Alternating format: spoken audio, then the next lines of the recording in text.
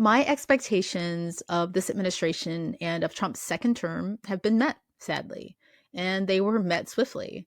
I wasn't someone who watched this man on the campaign trail and thought that the things that he promised were hyperbole. I knew that he meant what he said, and I knew that he'd do the things that he said he'd do.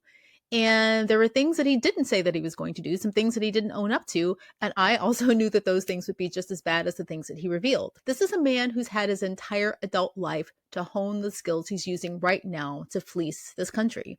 He's spent decades and decades and decades fleecing businesses, not paying his bills, bankrupting companies, and, frankly, grifting. You can go back as far as you want, and there isn't a single period in this man's life where you could say, oh, well, he had this moment in the mid 90s where he was pretty generous and kind, right? His main disadvantage was that he was never able to exercise those skills, those quote unquote skills, from an elected position.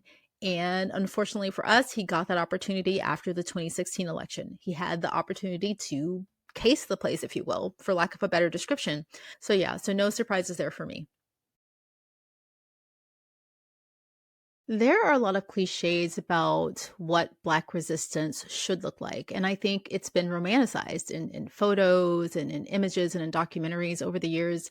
And a lot of those images often depict Black people putting our bodies on the line.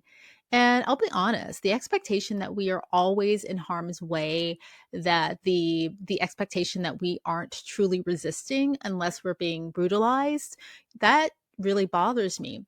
There are a lot of examples throughout history where Black people have been very creative and crafty about their resistance, right?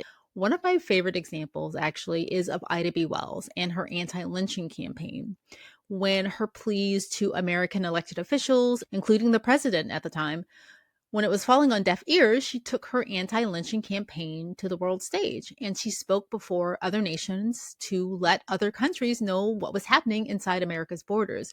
And she effectively shamed the US on the world stage so that lynching would be recognized as a human rights violation.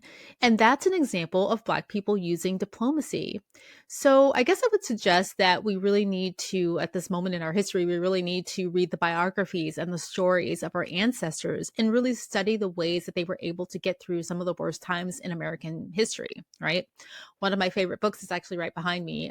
It's titled Without Fear, Black Women and the Making of Human Rights by Dr. Keisha Blaine. And that book really chronicles the role that Black women have played in resistance movements throughout this country's history. But all that said, in addition to being creative, we have to be steadfast. We will survive this. If anyone can survive this moment, Black people can. And if you think about who and what we're up against, it's a story that's as old as time. We've done this before. We've been here in this country for centuries, and we've survived this for centuries.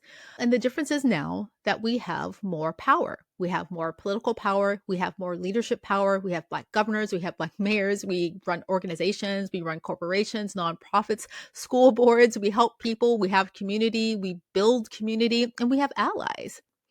And historically, we've used that power not only to help ourselves, but to help the entire country, right? And if you think about it, the person who's in the White House right now, he has had decades of experience cheating people, right?